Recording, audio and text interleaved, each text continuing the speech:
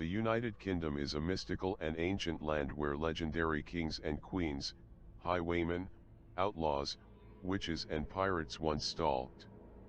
Tales of gods, heroes, and marvels, hinting at a mythology once as relevant to the races which settled the islands as the Greek and Roman gods were to the classical world. The Norse gods which peopled the Anglo-Saxon past survive in Beowulf, Cuchulainn, Taliesin and the magician Merlin take shape from Celtic mythology. Thomas Theodore Maryland was known as cryptonaturalist, fringe zoologist, and xenoarchaeologist. Creatures and artifacts thought to be nothing more than myth. It is a mystery that challenges our understanding of biology, chemistry, and the very laws of physics. But this is no fairy tale, for he was a scientist, and empirical evidence and rational thought hold sway here. In 1960 in London, at the time of clearing the site for construction of a new residential neighbourhood, the old long-abandoned mansion belonging to Thomas Theodore Merlin was sent for demolition. As they entered the basement of the building, they found thousands of mysterious wooden boxes sealed tightly. Amazed by this unusual discovery, the workers began to open the boxes in search of some valuable performance. Instead of finding the treasure of a pirate, the boxes contained bodies of strange creatures, the kind that was only heard in myths and tales of folklore. It was christened Maryland Cryptid Collection. Symbiotic hominids, of the hominid species that evolved alongside the lineage of Homo sapien, few survived for long. As the migrations of proto-humans moved into the Middle East and Europe, the indigenous populations were raped, murdered and eaten to extinction, alongside hundreds of mammalian species. Yet despite this, two groups of nocturnal hominid known as Homo lupus and Homo vampirus did survive. They appeared to stem from the lineage of Australopithecus, our shared ancestor, perhaps most likely, Neanderthal, a hominid cousin which coexisted for a short time with Homo erectus. As the swathes of humans began to envelope the continent, most Neanderthal were wiped out, yet it appears that at some point a group encountered a symbiotic virus. This virus may have originated in another species of mammal or indeed in the water supply. Either way, the effect was remarkable. It did not kill the host, yet developed two distinct subgroups of hominid, perhaps those infected separated into tribes that no longer interacted, but the virus instigated changes at a genetic level, unique to each party. What was identical in both groups were the development of anatomical traits equipped to feed the virus's constant dependency on iron and protein, this the only negative aspect of the infection. Over the next 150,000 years, the virus wove itself into the very essence of each species, thus distinct subspecies grew. Both appeared to have thrived. Like their human counterparts, during the Ice Ages they hunted, and their diets were predominantly meat. Homo lupus were nomadic, yet for a time settled in Mesopotamia, and are directly responsible for the birth of agriculture, whilst Homo vampirus traveled east to what would become Mongolia, where they became subterranean. Both species developed culture quickly, surpassing humans yet remaining somewhat secretive. Homo lupus was hunted to near extinction by warring human parties wishing to settle in the Middle East. Their nomadic lifestyle took them north, where pockets survived.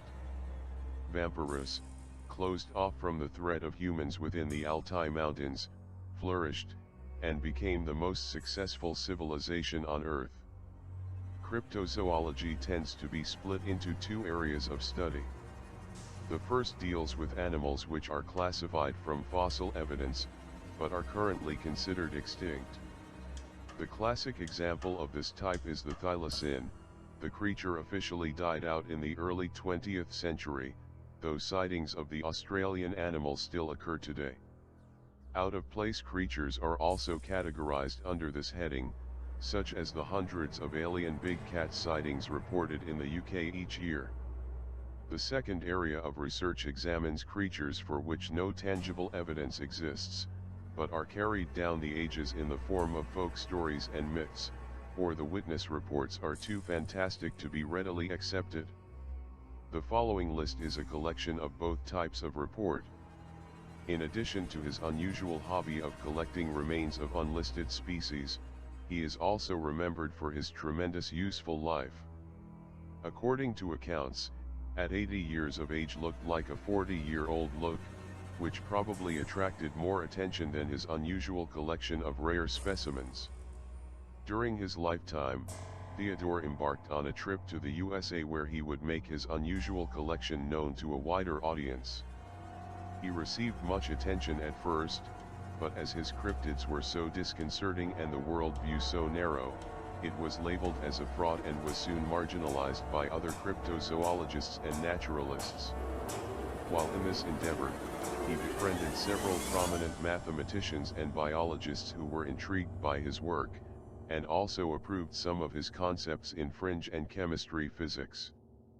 Theodore's journals together with the specimens contained esoteric notions of quantum mechanics, a concept that had not yet been established at the time of writing. Because of this, he was also strengthened by his friends to publish a study on the possibility of time travel.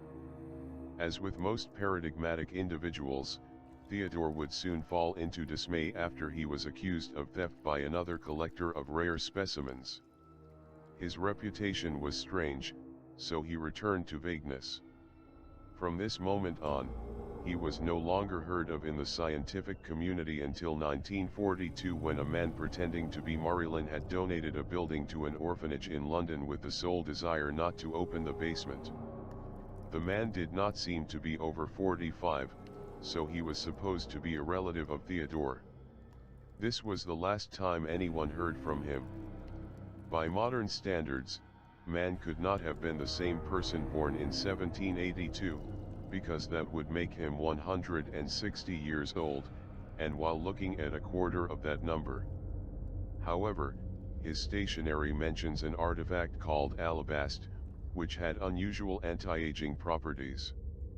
Since it had not been discovered along with his collection, we can assume that Theodore never let him out of his reach.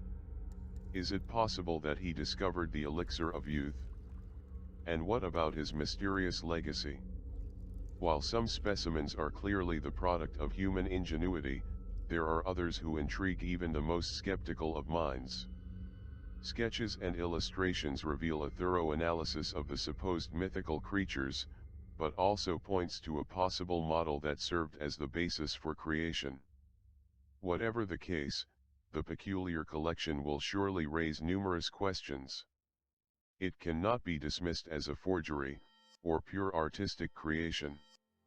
Therefore, if it proves authentic, it will challenge numerous notions imposed by our modern culture. Is it possible that such legendary creatures existed in a not-so-distant past? If so, why would we hide such an alternative reality?